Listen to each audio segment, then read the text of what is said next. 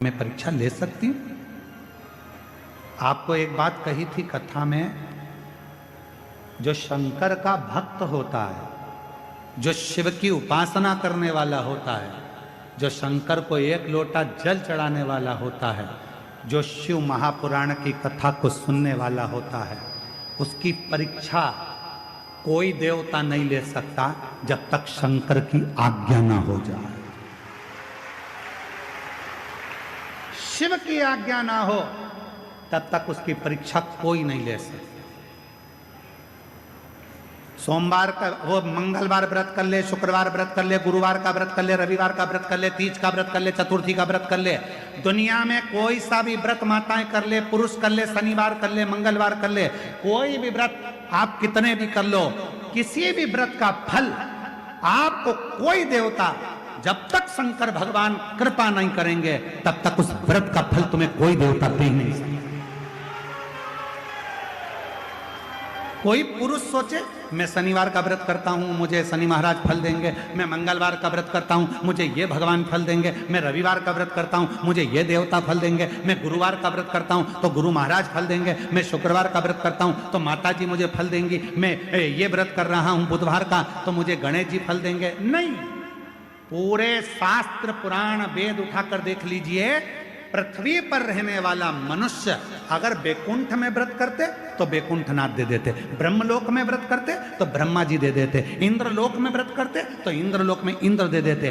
पर आप और हम सब पृथ्वी पर रहते हैं और पृथ्वी पर रहकर यदि हम कोई सा भी व्रत करेंगे उसका फल बिना शंकर की आज्ञा के मिल ही नहीं सकता, शिव की कृपा के बिना मिल ही। तेरी कृपा बिना न हिले भी अणु लेते हैं श्वास, तेरी कृपा से तनु।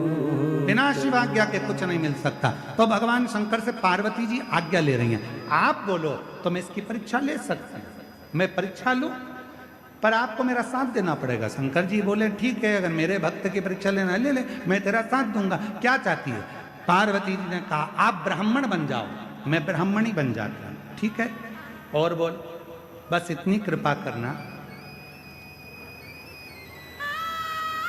पार्वती जी बोली मेरी जो सवारी है शेर सिंह, वो पकड़ने के लिए आएगा, आप और हम दौड़ेंगे, राजा भद्रायु के सामने जाएंगे, ठीक है?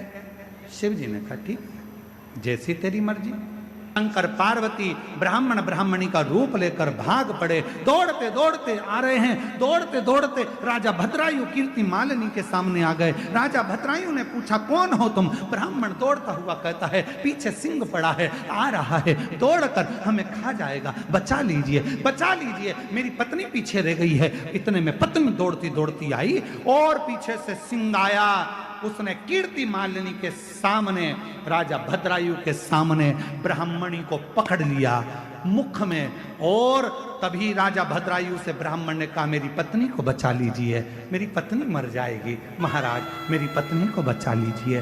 राजा भद्रायु ने बाणों को उठाकर साधना प्रारंभ करा।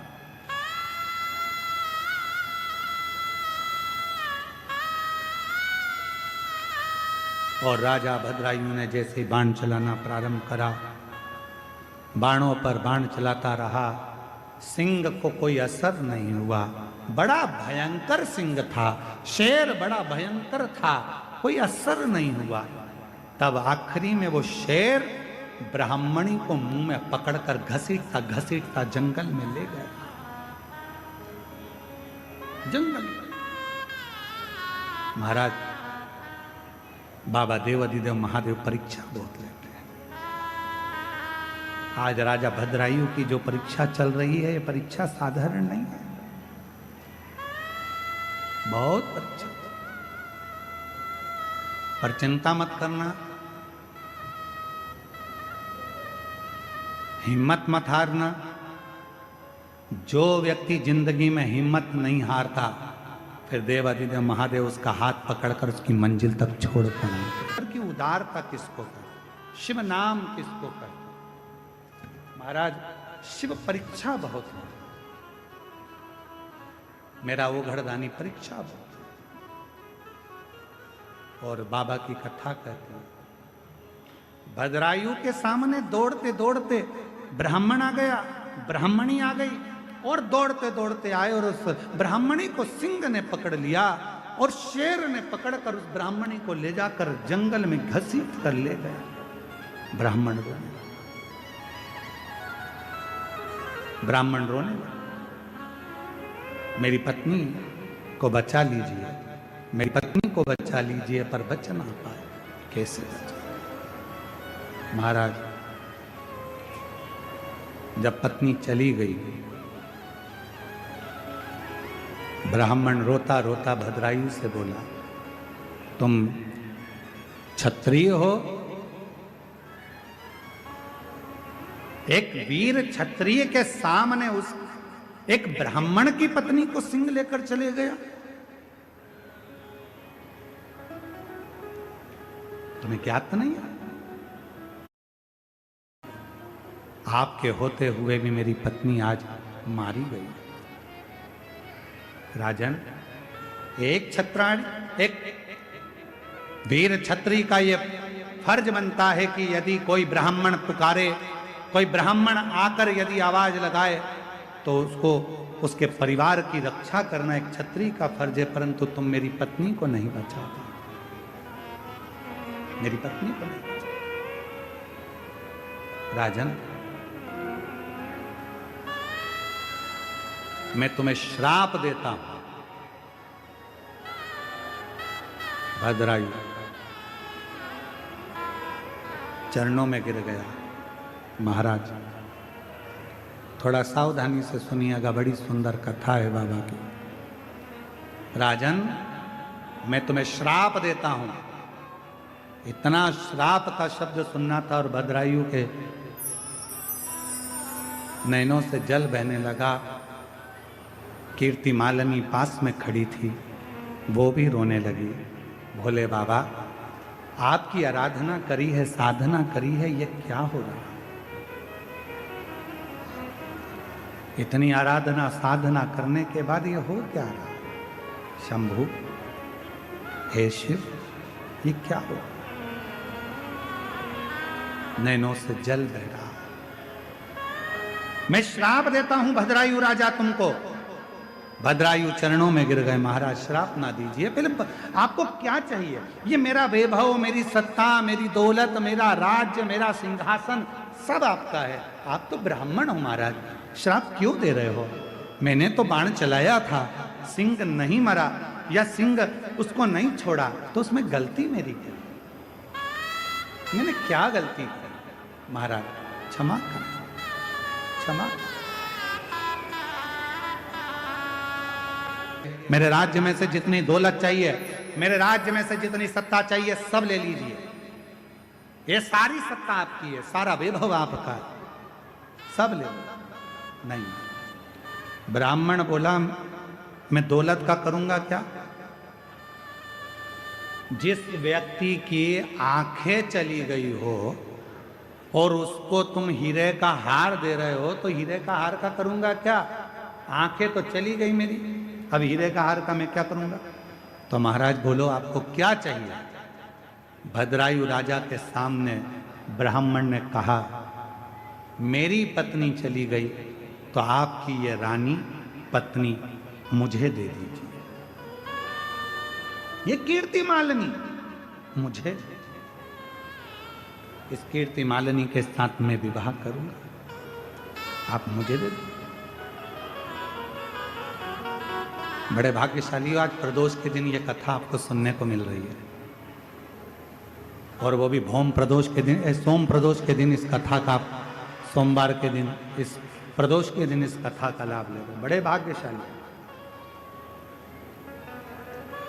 कहते हैं, राजा भद्रायु की इस कथा को जो श्रवण करता है, स्कंद पुराण में लिखा है, राजा भद्रायु की इस कथा को जो श्रवण करता है,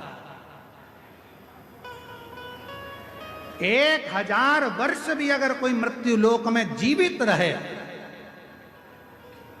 और वो शिवरात्रि का व्रत ना कर पाया हो, तो इस कथा के फल से उसे पुण्य फल प्राप्त हो जाए, मात्र इस कथा को श्रवण करने से। राजा भद्रायु की कथा का इतना वर्णन है महाराज, ये साधारण राजा भद्रायु नहीं, जो शंकर भगवान की अविरल भक्ति में डूबने वाला। कहते हैं जिस मार्ग से कोई शंकर भगवान का भक्त जाता था तो भद्रायु वहां बुआरी लगाता था। कहते हैं भद्रायु की धर्म पत्नी कीर्ति मालिनी मां बुआरी लगाती थी, झाड़ू लगाती थी। आ जाओ।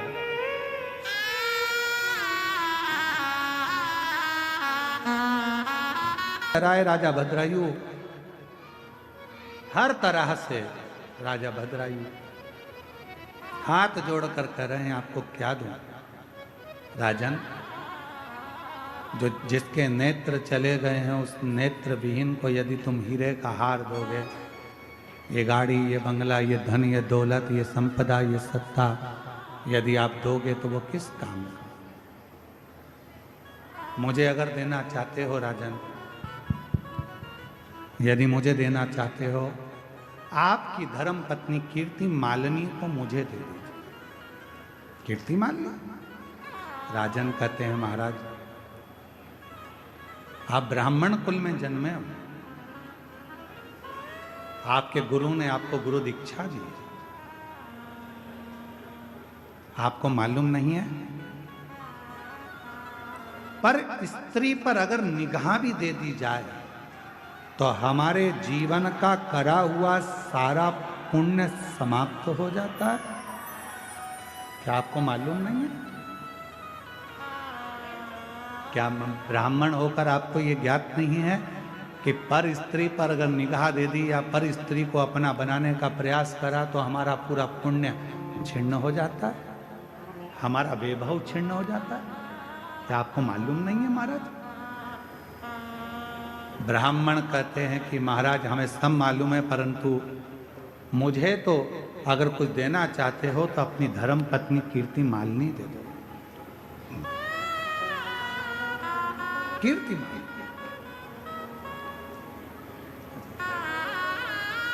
महाराज खूब समझाया भद्रायु ने, पर ब्राह्मण मानने को तैयार नहीं हुआ।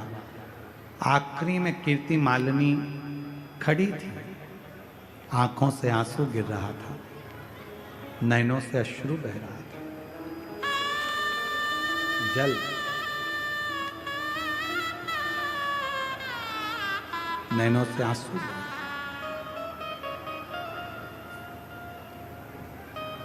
एक कथा है, ये कथा तो राजा भद्रायु की है, पर एक कथा शिवपुराण में और मिलती है, शारदा की कथा।